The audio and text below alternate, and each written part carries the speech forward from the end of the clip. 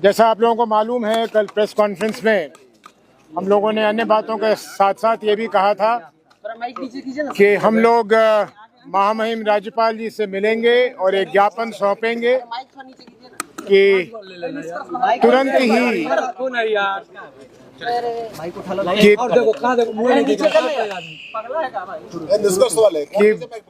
कि बिना विलंब के हमारे महामहिम राज्यपाल जी को हमारे राज्य के उप मुख्यमंत्री श्री सम्राट चौधरी जी पर एक्शन लेना चाहिए, उन्हें बर्खास्त करना चाहिए, क्योंकि जिस संगीन अपराध में वो फंसे हुए थे और जिस गलत ढंग से अपने उम्र को कम दिखाकर वो बाहर निकले हैं, ये हमारे संविधान के लिए एक मजाक बना हुआ है।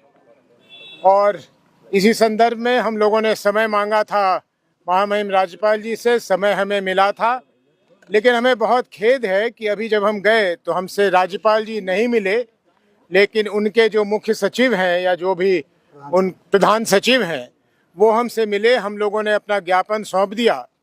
ज्ञापन के साथ साथ उन्हें एक प्रति वो भी दे दी जो पत्र हमने, जैसा कल कहा था, हमने आदरणीय प्रधानमंत्री जी को भी लिख के भेजा है। उनसे भी मांग किया है कि वो तुरंत इसकी जांच करवाकर जो उचित कदम है वो उठाएं।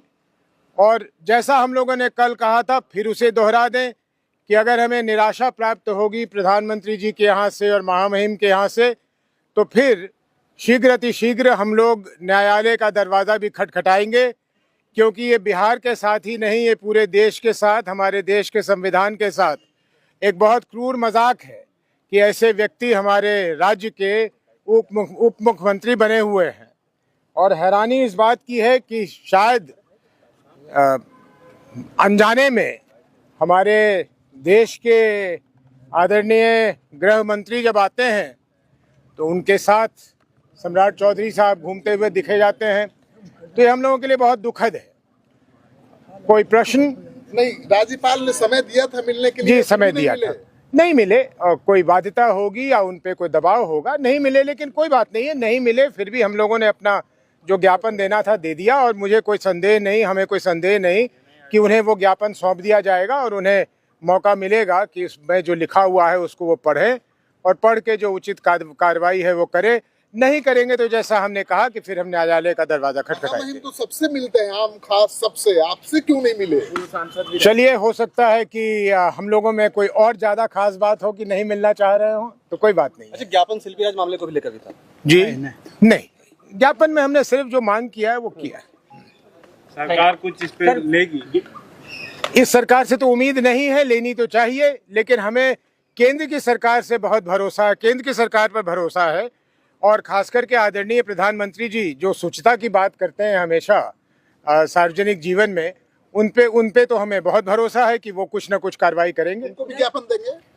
उनको तो प्रधानमंत्री जी को भेज दिया जी। उदय जी, बीजेपी की ओर से आप एक आज आरोप लगाया गया आपकी उम्र को लेकर, 2004 के लोकसभा चुनाव और 2009 के बीच के जो अंतराल में आपकी उम्र 13 साल। शायद वो उसको मिलाना चाहते हो सम्राट चौधरी जी की उम्र से। तो मैं जरा साफ कर दूं कि हमारे यहाँ नियम ऐसा है कि जिस समय आप नामांकन भर रहे होते हैं तो वोटर लिस्ट में जो आपका नाम और उम्र होता है, चाहे वो सही या गलत, आपको उसी को लिखना पड़ता है। अगर उसे आप बदल देंगे तो आपका नामांकन रद्द कर दिया जाएगा।